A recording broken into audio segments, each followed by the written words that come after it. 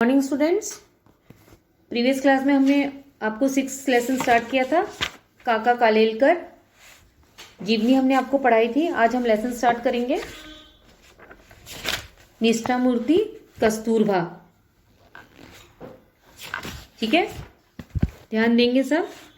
महात्मा गांधी जैसे महान पुरुषों की सहधर्मचारिणी के तौर पर पूज्य कस्तूरबा के बारे में राष्ट्र को आदर मालूम होना स्वाभाविक है। राष्ट्र ने महात्मा गांधी जी को बापूजी के नाम से राष्ट्रपिता के स्थान पर कायम किया ही है, इसीलिए कस्तूरबा भी बा के एकाक्षरी नाम से राष्ट्रमाता बन सकी हैं। सभी को पता है कि महात्मा गांधी जी को बापूजी की उपाधि से जाना जाता है, उन्हें बापूजी राष्ट्रपिता के स्थान पर किया गया है, तो इसीलिए कस्तूरबा भी बा के एकाक्षरी नाम से राष्ट्रमाता बन सकी है। लेकिन केवल वो महात्मा गांधी की पत्नी थी इसीलिए उसे राष्ट्रमाता की उपाधि मिली, ऐसा नहीं है। उन्होंने भी महात्मा गांधी के साथ मिलकर इस देश की सेवा के लिए अनेक कार्य किए हैं और सदा वो तत्पर रही हैं। कोई भी कठिन कार्य क्यों ना हो, वो सदैव अपने पति के लिए, अपने महात्मा गांधी जी के साथ खड़ी रही हैं, चाहे उन्हें जेल ही जाना पड़े, है ना। मुश्किल क्षणों में भी वो अपने पति के समक्ष, पति के साथ थी। ठीक है, किंतु सिर्फ महात्मा जी के साथ के संबंधों के कारण ही नहीं, बल्कि अपने आंतरिक सद्गुणों और निष्ठा के कारण भी कस्तूरबा राष्ट्रमाता बन पाई है। चाहे दक्षिण अफ्रीका में हो या हिंदुस्तान में, सरकार के खिलाफ लड़ाई के समय जब जब चारित्र का तेज प्रकट करने का मौका आया, कस्तूरबा हमेशा इस दिव्य कसौटी में सफलतापूर्वक पार हुई है। इससे भी विशेष बात यह है कि बड़ी तेजी से बदलते हुए आज के युग में भी आर्य सती स्त्री का जो आदर्श हिंदुस्तान ने अपने हृदय में कायम रखा है, उस आदर्श की जीवित प्रतिभा के रूप में राष्ट्र पूज्य कस्तूरबा को पहचानता है। इस तरह की विविध लोकोत्तर योग्यता के कारण आज सारा राष्ट्र कस्तूरबा की पूजा करता है। कस्तूरबा अनपढ़ थी, हम यह भी कह सकते हैं कि उनकी भाषा ज्ञान सामान्य देहाती से अधिक न था। दक्षिण अफ्रीका में जाकर रही, इसलिए वह कुछ अंग्रेजी समझ सकती थी और 25-30 शब्द बोल भी लेती थी।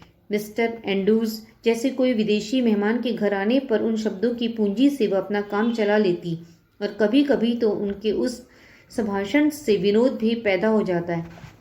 और ये सोचिए कितनी बड़ी बात है कि जो कस्तूरबा थी वह अनपढ़ थी। अनपढ़ होने के बावजूद भी जब वो दक्षिण अफ्रीका में जाके रहने लगी तो उन्होंने कुछ 20-25-30 शब्द अंग्रेजी के सीख लिए थे। वो इतना उन 25-30 शब्दों का इतना यूज़ कर लेती थी। अगर कोई एंड्रूज जैसे मिस्टर एंड्रूज जैसे विदेशी अगर घर में मेहमान बनकर आए तो उनकी आवभगत कर लेती थी, मतलब उतने शब्दों का ज्ञान उन्हें था। कस्तूरबा को गीता के ऊपर असाधारण श्रद्धा थी। पढ़ाने वाला कोई मिले तो वह भक्तिपूर्वक गीता पढ़ने के लिए बैठ जाती, किंतु उसकी गाड़ी कभी भी बहुत आगे नहीं जा सकी। फिर भी आगा खां महल में कारावास के दरमियान उन्होंने बार बार गीता के पाठ लेने की कोशिश चालू रखी थी, है ना। वो गीता के ऊपर उनकी श्रद्धा बहुत थी और वह अनपढ़ थी, फिर भी वो उन्हें पढ़ने की चेष्टा करती थी। और ये कार्य जब वो कारावास में रही तो इस दरमियान भी ये कार्य उन्होंने चालू रखा। उनकी निष्ठा का पात्र दूसरा ग्रंथ था तुलसी रामायण। बड़ी मुश्किल से दोपहर के समय उनको आधे घंटे की जो फुर्सत मिलती थी, उससे बड़े अक्षरों से छपी तुलसी रामायण के दोहे चश्मा चढ़ाकर पढ़ने बैठती थी। उनका ये चित्र देखकर हमें बड़ा मजा आता। कस्तूरबा रामायण भी ठीक ढंग से कभी पढ़ न सकी। राष्ट्रीय संत तुलसीदास के द्वारा लिखा हुआ सती सीता का वर्णन भले ही वह ठीक समझ न सकी हो, फिर भी प्रत्यक्ष सती सीता तो बन ही सकी, है ना। पढ़ने की कोशिश करती थी लेकिन कभी भी वो पूरा उस रामायण को नहीं पढ़ पाई। फिर भी उन्होंने उस सीता के उसको भली भांति समझा और वो बन तो नहीं सकी, लेकिन फिर भी वो प्रत्यक्ष सती सीता तो बन ही सकी। दुनिया में 2 अमोघ शक्तियां हैं, शब्द और कृति। इसमें कोई शक नहीं कि शब्दों ने सारी पृथ्वी को हिला दिया है, किंतु अंतिम शक्ति तो कृति की है। महात्मा जी ने इन दोनों शक्तियों को असाधारण उपासना की है। कस्तूरबा ने इन दोनों शक्तियों में से अधिक शेष शक्ति कृति को नम्रता के साथ उपासना करके संतोष माना और जीवन सिद्धि प्राप्त की। क्योंकि 2 अमोघ शक्तियां, एक तो शब्द और कृति। शब्दों के द्वारा तो हम किसी भी इंसान से कैसे भी बातें कर सकते हैं। अगर हमें उसे अपमानित करना है तो वो भी शब्दों के द्वारा कर सकते हैं, और उसे उस पर प्रेम दिखाना है, दया दिखानी है, तो वो भी सब हम ऐसी भावनाएं हम शब्दों के द्वारा ही व्यक्त कर पाते हैं। दक्षिण अफ्रीका की सरकार ने जब उन्हें जेल भेज दिया, कस्तूरबा ने अपना बचाव तक नहीं किया, न कोई सनसनाटी पैदा करने वाला निवेदन प्रकट किया। मुझे तो वह कानून तोड़ना ही है जो यह कहता है कि मैं महात्मा जी की धर्मपत्नी नहीं हूँ। इतना कहकर वह सीधे जेल में चली गई। जेल में उसकी तेजस्विता तोड़ने की कोशिश वहां की सरकार ने बहुत की, किंतु अंत में सरकार की उस समय की जिद ही टूट गई। मतलब कितनी भी कठिनाई क्यों ना आए, वह सदैव अपने पति के साथ खड़ी रही और कंधे से कंधा मिलाकर उन्होंने कार्य किया। और सरकार ने बहुत कोशिश की कि वह अपनी जबान खोले, लेकिन फिर भी वह नहीं टूटी। डॉक्टर ने जब उन्हें धर्म विरुद्ध खुराक लेने की बात कही, तब उन्होंने धर्मनिष्ठा पर कोई व्याख्यान नहीं दिया। उन्होंने सिर्फ इतना ही कहा कि मुझे अगाध खाना खाकर जीना नहीं है, फिर भले ही मुझे मौत का सामना करना पड़े। कस्तूरबा की कसौटी केवल सरकार ने ही की हो ऐसी बात नहीं, खुद महात्मा जी ने भी कई बार उनसे कठोर और मर्मस्पर्शी बातें कही हैं, तब भी उन्होंने हार कबूल नहीं की। पति का अनुसरण करना ही सती का कर्तव्य है। ऐसी उनकी निष्ठा होने के कारण मन में किसी भी प्रकार का संदेश लाए बिना वह धर्म के मामलों में पति का अनुसरण करती रही। मतलब वो ऐसी स्त्री थी कि उसने कभी अपने पति का साथ नहीं छोड़ा, और पति जैसे धर्म के रास्ते पर चलता था, वह भी धर्म के मामले में पति का ही अनुसरण करती थी। कस्तूरबा के प्रथम दर्शन मुझे शांति निकेतन में हुए।